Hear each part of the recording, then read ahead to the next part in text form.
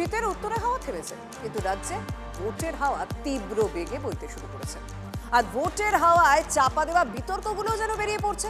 গেরুয়া শিবির বারবার তৃণমূলের গোষ্ঠী কোন্দল নিয়ে কটাক্ষ করে, কিন্তু পদ্ম শিবিরেও যে কোন্দলে বেশ কিছু কাঁটাও উকি দিচ্ছে, তার খবর কে রাখে? একটা নেতৃত্ব বাগদায় প্রতিষ্ঠিত হোক, এরকম ডিভাইডেশন না করে। গোষ্ঠীদ্বন্দ্ব থাকলে অসুবিধা আছে। ভোটের আগে প্রাক্তন বিধায়কের মুখে এমন কথা? গেরুয়া শিবিরে বেজায় অস্বস্তি।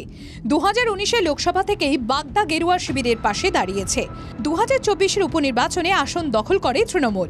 এবার কামব্যাকের চেষ্টায় বিজেপির সামনে কোন্দল কাঁটা। 4-5টা করে গ্রুপ একাই আমাদের নিজেদের মধ্যে। যুবর একটা গ্রুপ, এসসির একটা গ্রুপ, যে বিধানসভায় দাঁড়াতে চাইছে সেই নেতারা একটা, যে দাঁড়াবে সে একটা করে লবি করছে। বর্তমানে আমার বনগাঁ জেলায় 7টি বিধানসভা আছে। 7টি বিধানসভার মধ্যে কোনো কোন্দল নেই, এবং বাগদায় কোনো কোন্দল নেই। বাগদার মতোই বাঁকুড়াতেও পদ্মে কোন্দল কাটার হদিশ। তালডাংরার মণ্ডল অফিসে পোস্টার সাঁটা হয়েছে, প্রার্থী এবার হতে হবে ভূমিপুত্র। বাইরের কোনো প্রার্থী তারা আর মেনে নেবেন না। বিজেপি পার্টি অফিসে কোন্দলের পোস্টারে শাসক পক্ষ যে খুশি হবে তাতে সন্দেহ নেই।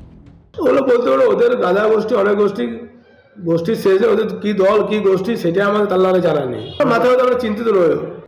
শাসক পক্ষ কোন্দল খোঁচা দিচ্ছে দেখে পাল্টা বিজেপির অভিযোগ এসবই শাসকের চক্রান্ত।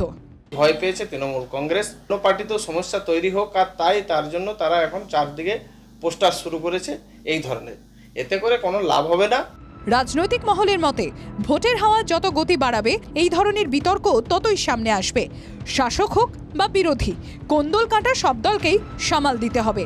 দীপঙ্কর দাস ও হীরক মুখোপাধ্যায়ের report, TV9 Bangla. This channel does not promote any violent, harmful, or illegal activities.